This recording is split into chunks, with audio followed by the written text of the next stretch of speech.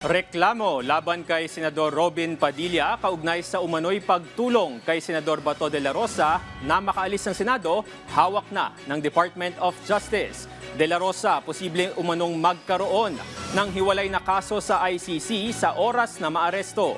Si RR Tubise sa sentro ng balita.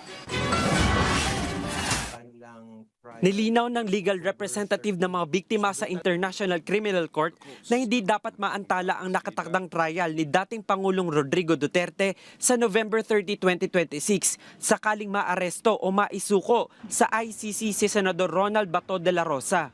Ayon kay Attorney Gilbert Andres, maaaring magkaroon ng hiwalay na kaso laban kay de la Rosa kung maisusuko ito sa ICC. Pero depende pa rin sa prosecution at sa desisyon ng chamber kung hiwalay o pagsasamahin ang mga proceedings. Well, dapat po hindi makakapag-apekto po kung ano man pong mangyaring sa pag-aresto at pag-surrender kay Senator Bato. Dahil una po, base na rin po sa mga previous chamber practice, pwedeng separate po kasi yung kaso. Now, let's say po, naaresto po si Senator Bato de la Rosa at na-surrender po siya sa ICC under our Republic Act 9851. So magkakaroon po ng separate na case po, the prosecutor versus Ronald Bato de la Rosa. So pwede pong nakaseparate po sila, pwede po silang i-consolidate, ngunit naaayon po yan sa kung ano magiging motion ng prosecution at sa decision po ng chamber. Samantala, kinumpirma ng Department of Justice na natanggap na nito ang reklamo ng CIDG laban kay Senador Robin Padilla. Ayon kay DOJ spokesperson Attorney Polo Martinez, natanggap ng DOJ ang reklamo kahapon, May 28. Isa sa ilalim ito sa evaluation alinsunod sa itinakdang proseso at mga umiiral na panuntunan. Sakaling may sapat na ebidensya, isa sa ilalim ang reklamo sa masusing preliminary investigation para matukoy kung may sapat na ebidensya para kasuhan sa korte ang senador at iba pa.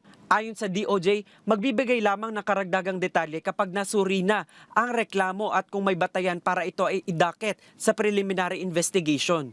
Hindi pa malinaw kung anong klaseng reklamo ang inihain laban kay Padilla. Pero kaugnay pa rin ito ng umano'y pagtulong ni Padilla sa pagtakas ni De La Rosa mula sa Senado noong May 14.